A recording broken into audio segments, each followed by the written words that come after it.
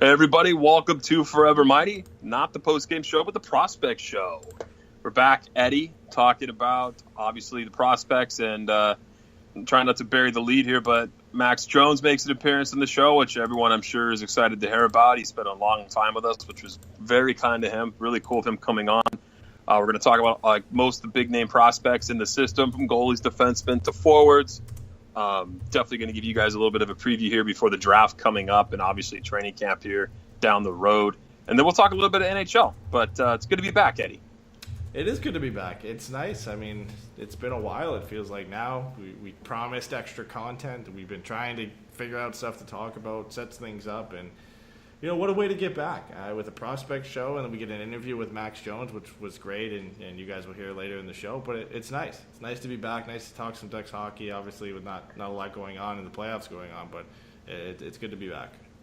Oh, it took some breathing time. I know I threw that poll out there asking if they wanted to hear from us, and a lot of people said wait till October. Those were Ducks fans, I imagine, that said wait till October, because painful way to go out. But we got a lot of hope and a lot of future here in Anaheim with these guys coming up through the ranks. And you want to go ahead and dig in, man?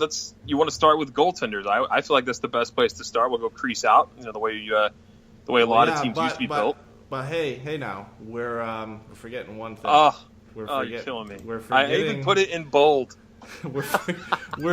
Now this is back from the post game show too, where it is. Yeah. Where we're forgetting the intro again.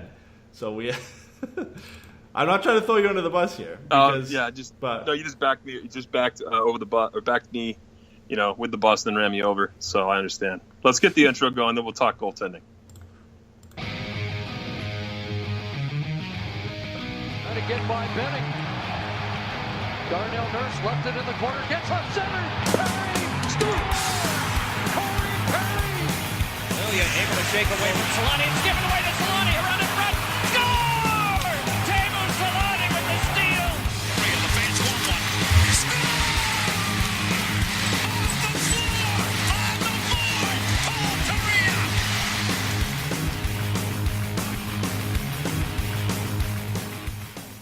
All right, now we can now we can get started into goaltenders and into our show. We've got the interview under our belt, and we're good to go.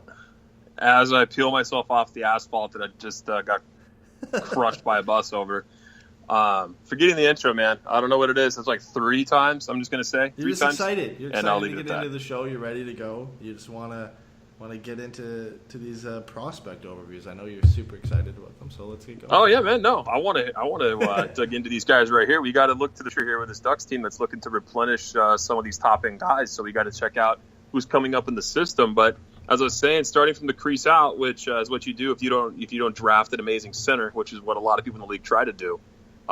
We get started here with Garrett Metcalf. He's kind of a little deeper in the system. I mean, some people know Ollie Eriksson, but Garrett Metcalf hasn't seen any time in the AHL. He's a young guy playing NCAA. What do we have to look forward to from Garrett?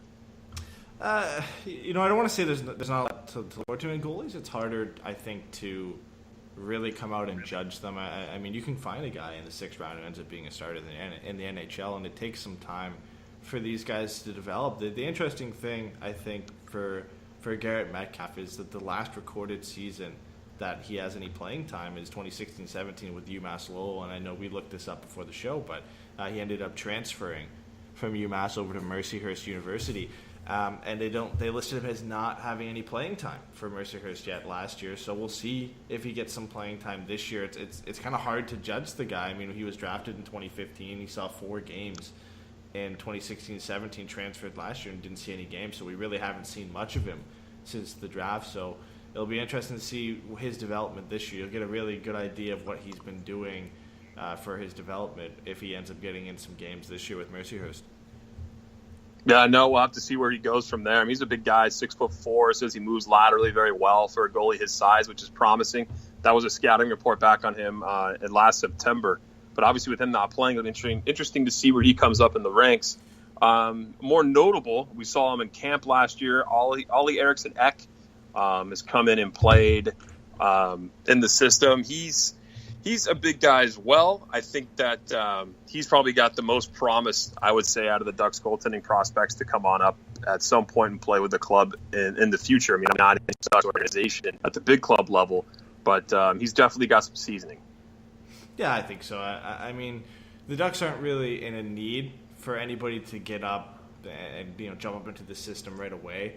I think of the ones they have, like you said, Ollie Eriksson is a guy that you would expect to be the closest out of the two that we have listed here in Garrett Metcalf and Ollie Eriksson. Of course, there's some guys in San Diego as well that some people are excited about, but I think it's the guy that has the most promise. I believe he made the World Junior team for Sweden, didn't end up playing, but he got that experience and was playing there, and he had a pretty decent season this year as well in the Super Elite in Sweden. He had some pretty good numbers. Ended up playing 17 games and 924 save percentage, a 201 goals against average. So that's pretty good. And he continued that into the playoffs and played pretty well for them. So it's good to have another guy coming up.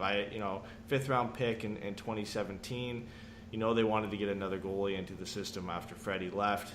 Gibby is the guy for the future and the guy for now, essentially, as well, right? But it's always nice to have that other guy coming up that you have a little bit of hope for and hope that he can jump into the starter's role down the road if he has to. Yeah, and you talked a little bit about the guys in San Diego. No need to deep dive on those guys there, but you got Angus Redmond and Kevin Boyle, obviously the goaltender down with the goals. So obviously there's some competition coming around, but on to defensemen. Obviously, this is the Ducks' bread and butter. I mean, everyone knows that this is the core of defensemen that Randy Carlyle and Bob Murray love so much. Start off with a lesser-known guy, Steve Ruggiero. And I don't know a ton about him, Eddie. What have we got to look forward to with Steve? I mean, the Ducks have been known for producing defensemen, of course. With Montour and Theodore being the most prominent guys recently, of course, Hampus Lindholm, Cam Fowler. So you always look to their defensemen and hope that some guy's a diamond in the rough. But, Ruggiero was a sixth-round pick back in 2015. It's tough to find regular NHLers down that low in the draft, but he's been, a solid player for in the NCAA so far. Spent a couple seasons in Providence. Last year he ended up playing 17 games at Lake Superior State. So he's not a guy who's going to put up points. He's more of a stay-at-home kind of guy. He's a big guy at 6'3", 216. So he's kind of that stay-at-home defense-first guy. But he's looked good. I've seen a couple highlights from his games. I haven't been able to watch any of the NCAA games, but I saw a couple highlights from him at Lake Superior State. And he just looks like that stay-at-home, rugged type of defenseman. And it's nice to have a guy like that in the system, really, because we talked about all season how Josh Manson really is only that type of guy that they have. I guess you could say Kevin Bieksa was that type of guy as well. Now, I don't know if he's eventually going to be able to take the step up to the NHL, but it's always nice to have a mix of those types of guys. Of course, the Ducks have the mobile guys on the blue line right now with Lindholm and Fowler and Montour. So it's nice to be able to draft these guys and hope eventually that that he can make the step up to the NHL. Yeah, and there's nothing wrong with a guy sitting back in the AHL, honestly. I mean, right now you got guys down there with Jacob Megna, Jakob Larson, Steve Oleski. You got defensemen there that can come up, and you even got Andy Walensky that saw some playing time.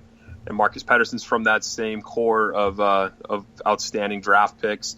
So there's some guys coming up in the ranks ahead of these guys, and he's 21 years old. You kind of feel like if he was going to blow anyone's skirt up, he would have done it by now, and you would already have heard of him. But that doesn't mean that he can't play in the AHL and be a contributor in the Ducks system. Moving on to Matthew Berkovitz, another guy that I don't think a lot of people know about, but he's more of the offensive type of defenseman. He had to spend a lot of time in the USHL.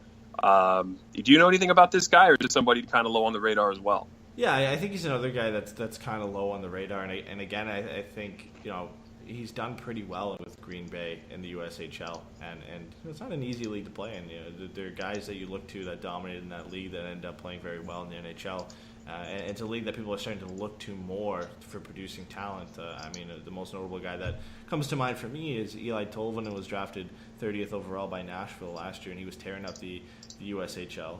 Went over to the KHL, toured up there, and he had some time with Nashville at the end of the season. So it's a league that teams are starting to look more at. It kind of reminds me of the CHL in Canada, and now that's kind of like their type of league over there in the U.S. But he's put up some good numbers, and what you look for in a prospect is just continued improvement. I mean, you look at his first season in the USHL, 20 games, no points, put up 4 assists with the team that he got traded to in Green Bay after that.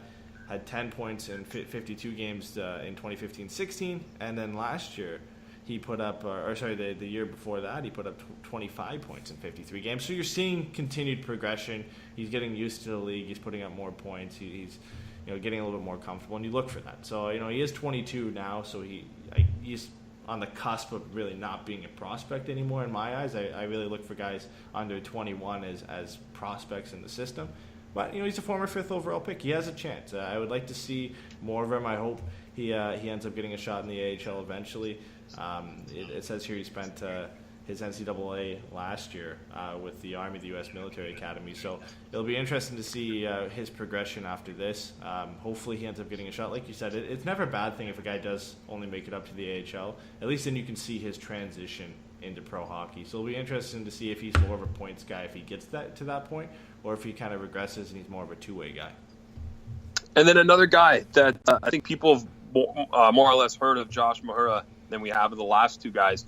He's an offensive guy. He played last season with the Regina Pats. Before that, with the Red Deer Rebels. He's definitely an offensive defenseman. He had a hell of a season last year, 22 goals, 47 assists. That's a lot of points for a guy playing on D. Yeah. So this is a solid prospect for the Ducks. I expect them to be looking to see if he can make a big step forward here.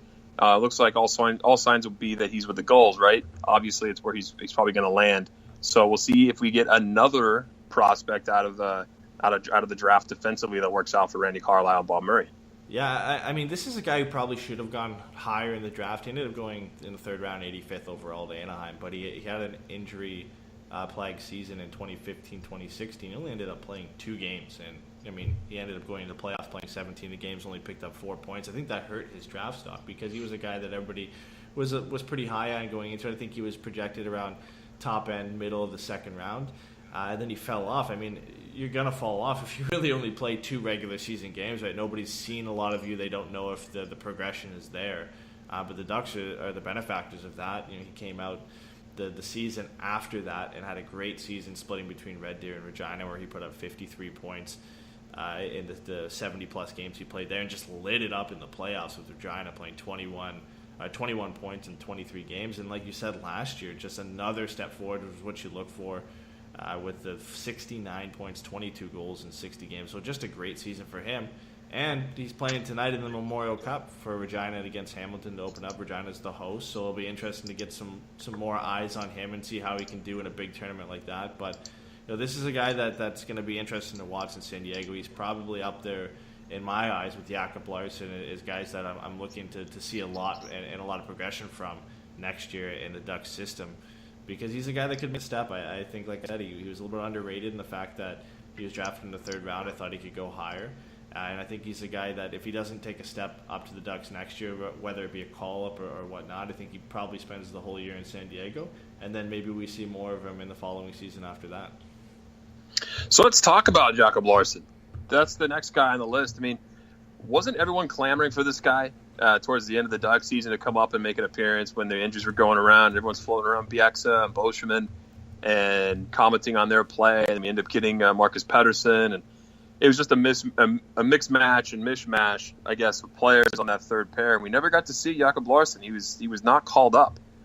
This is somebody the Ducks were really, really high on. How do you feel about it? I mean, we all know he's not an offensive threat. He's more of a defensive defenseman, more or less.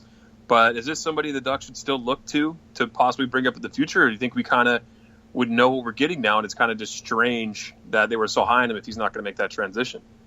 Yeah, I think it's interesting. I mean, he didn't have a bad season in San Diego. He put up 16 points in 50 games, and he was a +12. And I mean, he's a two-way guy. He's a smart two-way defenseman. He's a great skater. He reads the game well. He's a very good passer of the puck. And I think, I want to see more of him. Like I said, I watched a couple of games he played for San Diego. In some games he looked very good. In other games, not that he looked bad, but you didn't notice him as much. Which I guess as a defenseman, especially two-way one, is pretty good. But he was a guy that a lot of people were high on for good reason. I mean, he was a first-round pick in 2015. a guy that you would have expected already at 21 or just turning 21 to be in the lineup already. We saw that, I think it was a 9-game stint for him in Anaheim in 2016, or sorry, 4-game stint in Anaheim in 2016-17, where he looked pretty good. I mean, he looked like he was ready